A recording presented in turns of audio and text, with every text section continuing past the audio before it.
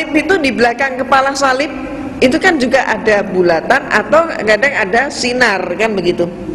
Sinar atau bulatan apa? Matahari. Nah, sejak saat itulah dipakai.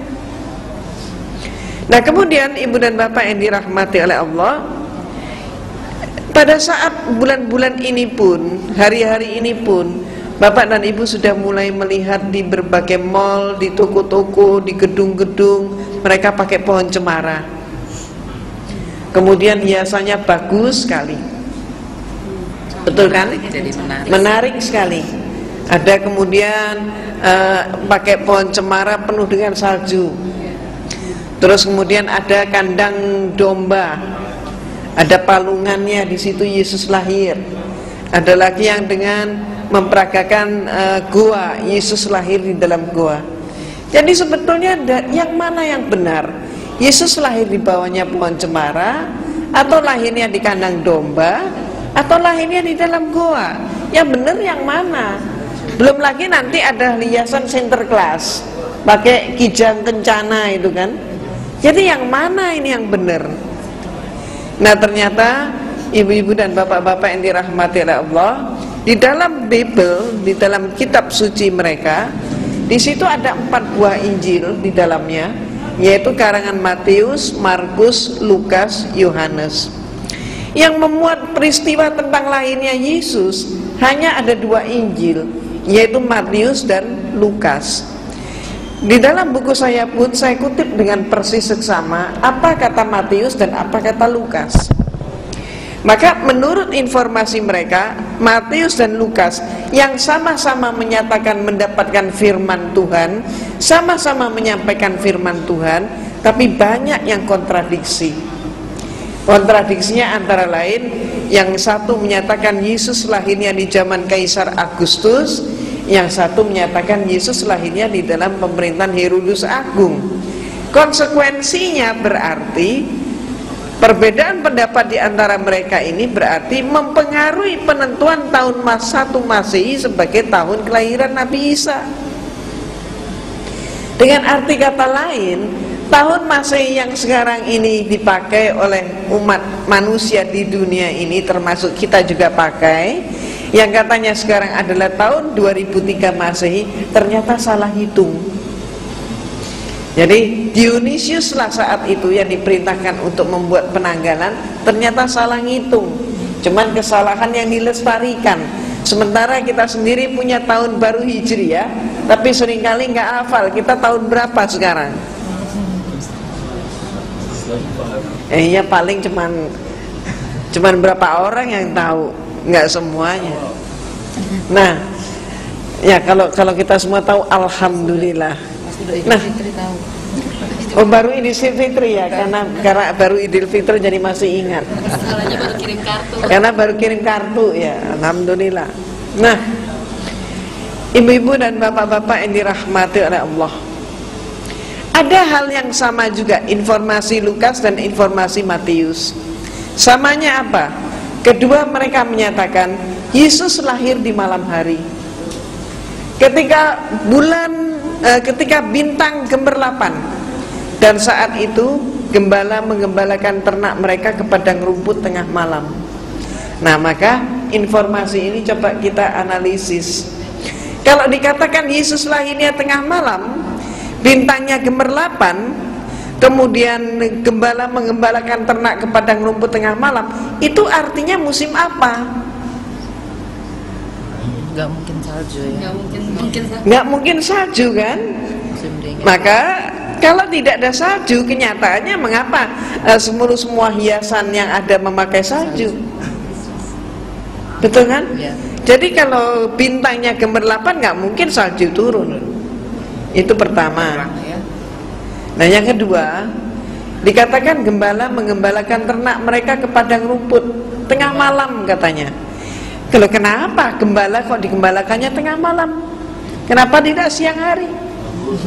Semuanya lembur. Katanya lembur saat itu belum dikenal. Kenapa? Ya kalau mereka menggembalakannya di pagi hari, siang hari, mereka tidak tahan dengan apa? Sengatan matahari di musim panas. Maka mereka menggembalakannya justru di malam hari saat musim panas. Tapi kalau musim dingin menggembalakan di malam hari, beku mereka. Jadi berarti itu saat musim panas. Perhitungan peredaran bulan, waktu, dan musim tidak mungkin saat itu terjadinya di dalam bulan Desember. Nah, sehingga pertanyaannya, siapa sebenarnya yang mereka peringati? Dan nantinya ketemu yang mereka peringati sesungguhnya adalah dewa matahari. Itu sebabnya maka kitab Yahudi mengatakan Yesus lahirnya di dalam bulan Elul. Nah, bulan Elul itu kapan? Bulan Elul itu antara Juli September, bukan Desember. Kalau kitab suci Al-Quran, maka kita simak bersama firman Allah di dalam surat Maryam. Dikatakan dalam surat Maryam bahwa Nabi Isa alaihissalam dilahirkan oleh ibunya di bawah pohon korma. Ketika pohon korma berbuah dengan lebat, maka pangkal korma digoyang, buah korma pun berguguran. Ini musim apa? Musim korma berarti musim panas. Jadi alhamdulillah ibu dan bapak, bulan Agustus yang lalu saya mendapatkan anugerah dari Allah, saya bisa berumroh. Nah, maka ketika mengadakan perjalanan ke Sharjah, maka di sana saya masuk sebuah museum. Di halaman museum itu ada pohon korma yang berbuah lebat. Dan saat itu di Saudi memang banyak sekali pohon korma yang buah kormanya pun berguguran di sekitar pohon itu. Sedang musim buah korma, pas panasnya pun sedang luar biasa. Pas panas-panasnya, antara saya di sana saat itu antara 40-50 derajat. Panas sekali. Dan kami semua yang mengunjungi museum itu dipersilahkan oleh penjaga untuk memetik buah korma dari pohonnya sendiri. Bagi orang Indonesia ini suatu yang sangat langka. Maka kemudian ketika saya petik satu buah korma, apa yang terjadi? Satu saya tarik, yang lain pun berguguran. Nah, inilah saya sangat bersyukur atas karunia Allah bisa membuktikan ayat itu. Jadi pangkal korma digoyang, buah korma pun berguguran. Padahal saat itu yang saya goyangkan, karena saya tarik adalah salah satu tangkai, ternyata semua yang lain pun ikut berguguran. Nah, ibu-ibu yang saya hormati, seluruh itu tadi jadi adalah musim panas. Dan jangan lupa seluruh Palestina, Yesus itu dilahirkan di sebuah desa yang namanya Bethlehem. Provinsinya adalah provinsi Galilea. Ini adalah bagian daripada Yudea. Yudea adalah bagian daripada yang disebut sekarang Palestina. Seluruh Palestina nggak ada pohon cemara bisa hidup.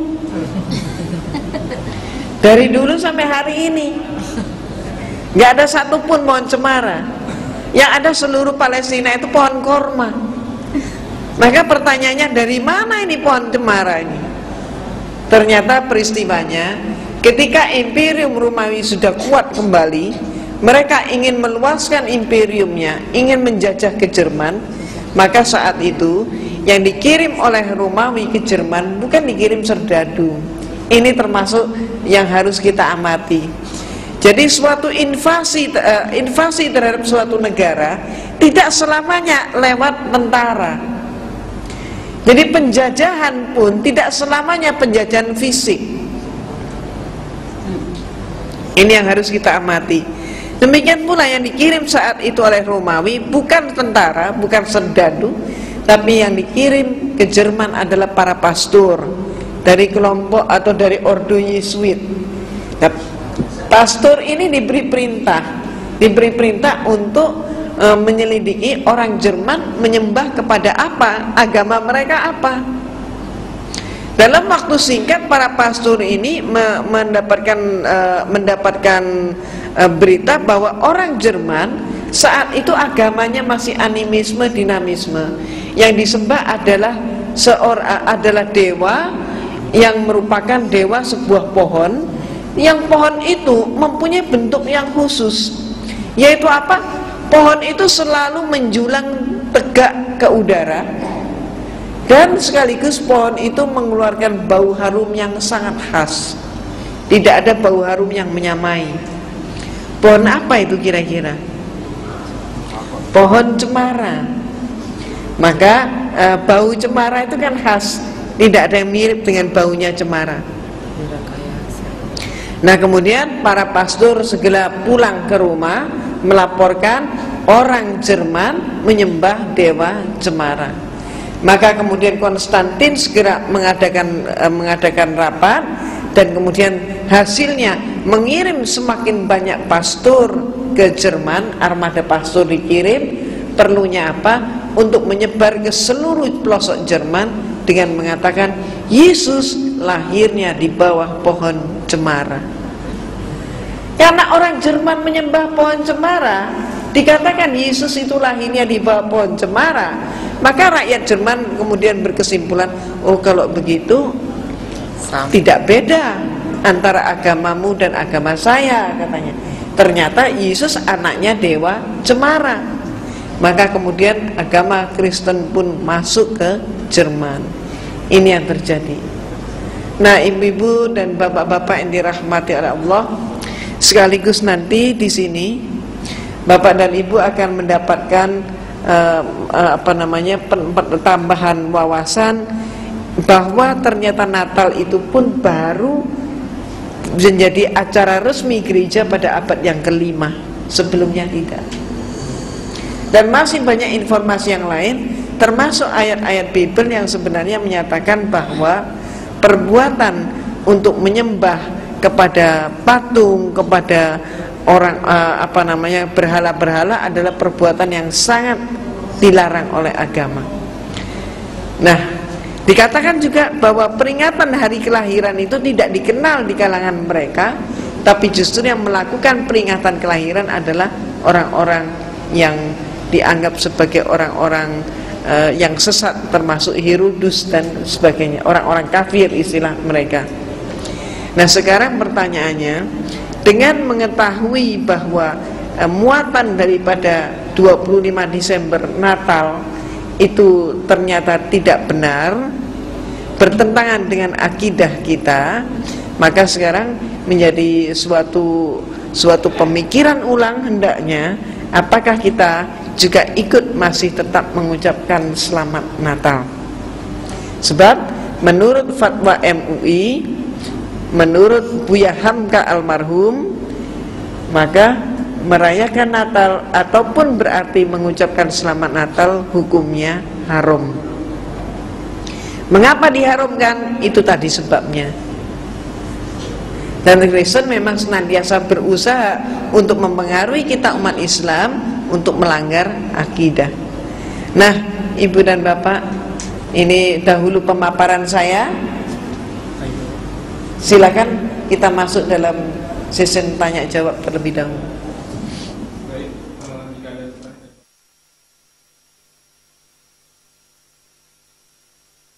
Islam berarti sebenarnya non-Islam. Yang saya ingin tanyakan pertama, apakah yang menyebabkan itu dari Islam awalnya? Karena yang saya dengar sebelumnya non-Islam berarti punya agama yang lain, yang barangkali waktu itu sebelumnya menarik juga menurut ibu. Kedua, nggak hadir mungkin. Kenapa tidak hadir? Mengajak teman-teman ibu yang sampai sekarang mungkin masih non-Islam. Terima kasih. Assalamualaikum warahmatullahi wabarakatuh. Pertanyaannya singkat ya. Ketahuan bapak yang waktu saya pertama kali kesini nggak hadir. Nah, memang pada saat kehadiran saya yang pertama, insya Allah disitulah saya sudah menceritakan. Ya, jadi memang benar saya adalah mantan biarawati, dan kemudian secara singkat saja, saya alhamdulillah menerima hidayah Allah justru setelah saya menekuni perbandingan agama, di mana saya berdiskusi panjang dengan dosen-dosen saya tentang konsep ketuhanan. Nah, itu yang